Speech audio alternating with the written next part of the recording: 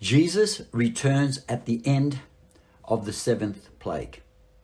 The events of the seventh plague begin in chapter 16 and verse 17, and as we will see, continues right down to the very end of chapter 19. And there are a number of sequential events that unfold during the seventh plague. The seventh plague will focus on the demise of Babylon and her allies. Step by step by step, Babylon is going to internally combust. It's going to come apart from within, and chapters 16, 17, 18 and 19 will show this process of internal disintegration as evil turns on evil. And it will start from the top, Babylon as a system, right down to the individuals within that system. And when you get to the end of the seventh plague, we read a most gruesome scene. And it looks like God is the direct active agent of violence once again, but it's not. Revelation chapter 19, 17 and 18 in the English Standard Version. Listen to these gruesome words. Then I saw an angel standing in the sun, and with a loud voice he called out to the birds that fly directly overhead, "Come, gather for the great supper of God, to eat the flesh of kings, the flesh of captains, the flesh of mighty men, the flesh of horses and their riders, and the flesh of all men, both free and slave, both small and great." What a gruesome scene. When read in isolation, outside of its unfolding storyline, it's easy to conclude that God is violent, having birds eat small and great human beings. When we read these verses in the context of the whole story that it leads up to, a different understanding emerges. You see, this scene describes the end of the process of the dissolution, inner dissolution of Babylon, from the top as Babylon as a system to individuals in that system. And it will gradually turn on itself and implode, and this whole system of evil eating itself is called the wrath of God. So let's unpack the storyline from the beginning of the seventh plague and unpack it right up till there. We're going to start from the top and work our way down to individuals. Okay, let's have a look at Revelation 18 and verse 4. First of all, the seven plagues as a whole, they belong to Babylon, not just the seventh plague. Revelation 18:4 says this, "Come out of her, Babylon, my people, lest you take part in her sins, lest you share in her plagues." It is clear, not just the seventh plague, but all the plagues belong to Babylon. And there's a call to come out, because if you don't come out of her, you're going to get hammered, which is what the birds eating the bodies is all about. Why is Babylon the target of these plagues? 17:5 and 6 tells us why.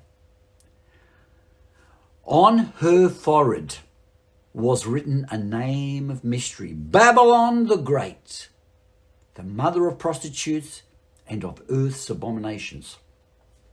And I saw the woman, Babylon, drunk with the blood of the saints, the blood of the martyrs of Jesus. Babylon is responsible for killing all the followers of Jesus. Therefore, she receives the seven last plagues, and in particular, the seventh plague, as we will see. Revelation 17:18 says the following. Listen to this. And the woman that you saw is the great city that has dominion over all the kings of the earth. So we're piecing together, who is this Babylon? It's the ruling city over planet Earth. She has dominion over the kings of the earth. Now that's very important. When we get to the scene about the birds eating people, the birds eat the kings of the earth. The kings of the earth are part and parcel of the structure of Babylon. She rules over, has dominion over the kings of the earth. Remember that phrase is going to come up again. As we travel through the seventh plague, and we start at chapter 16, we are going to see from top down, from a structure right down to individuals within that structure and make up that structure, that it comes apart internally. It turns on its own. Evil will eat itself. And this process is called the wrath of God, as we have seen again and again. So let's start from the top and work our way down to the birds. Chapter 16, verse 17 and verse 19. This is the beginning of the plague. 21st century King James Version. And the seventh angel poured out his vial, his bowl, into the air, and there came a great voice out of the temple of heaven from the throne, saying, "It is done." And the great city was divided into three parts. And the cities of the nations fell, and great Babylon came in remembrance before God, to give unto her the cup of the wine of the fierceness of his wrath. So at the beginning of the seventh plague, we read that Babylon is coming apart. It doesn't say the great city was destroyed. That's how most people read it. Look, it's talking about it's coming apart. Inner division. And the great city was divided into three parts. When governments have factions, they divide. And as they divide, they will fall. So here we've got the head office of Babylon, and it starts by inner division at the top.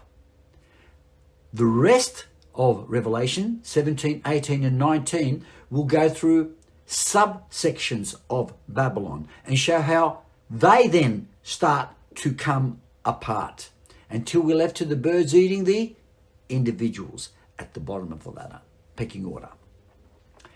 As we move into chapter 17, we're going to see this self-implosion, evil turning on itself, firstly generally divided, and then it starts eating itself.